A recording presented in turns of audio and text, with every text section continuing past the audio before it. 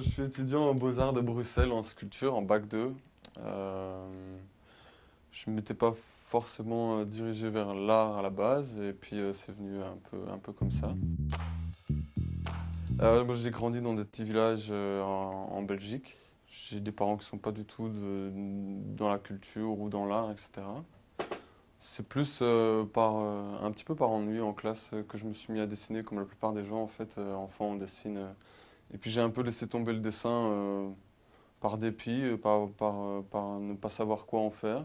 Et un jour, j'ai décidé de reprendre voilà, la création. Je me suis inscrit à l'Académie royale des beaux-arts en sculpture. Le nom de l'œuvre, c'est Foyer suspendu dans ses restes. C'est un peu énigmatique comme ça, mais ça retourne un peu à ce que faisait Marcel Duchamp. Et elle est assez monumentale, c'est une installation qui comprend une espèce de gigogne, c'est-à-dire que il va y avoir un gros cube noir, noir parce que fait de bois brûlé, qui enfermera une maison qui aura des airs spectrales, un peu lévitantes comme ça. Et donc dans l'intérieur de ce cube, il y aura cette maison qui sera blanche. Et, euh, et donc les gens entrent dans ce grand cube qui fera 6 mètres de côté et 6 mètres de haut. Donc, et une fois qu'ils sont à l'intérieur, ils sont plongés dans une sorte de pénombre parce que la maison blanche à l'intérieur est illuminée très légèrement. Ce qui fait que les gens sont dans un espace un peu sans dimension, sans temps, sans lumière, très diffus. Ils ne savent pas où ils se trouvent.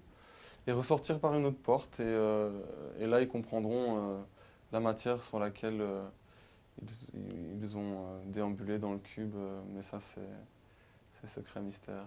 On verra bien le jour de l'installation en avril.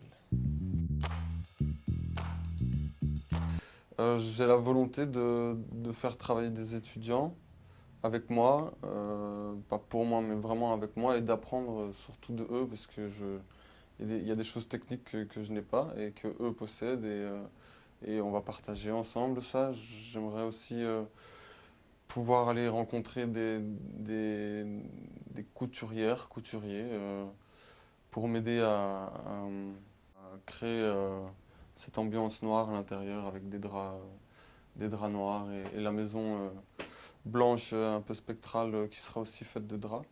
Et que les gens se parlent, que les gens échangent du savoir. Voilà.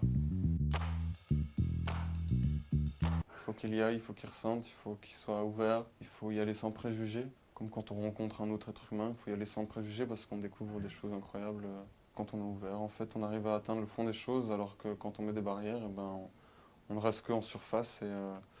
Et c'est une explication en soi que je donne un peu là de mon travail, mais voilà, il faudrait que les gens l'éprouvent pour qu'on puisse en parler. Parce que j'ai pas envie de leur expliquer, j'ai envie qu'ils m'expliquent mon travail plutôt que de leur expliquer à proprement parler mon travail.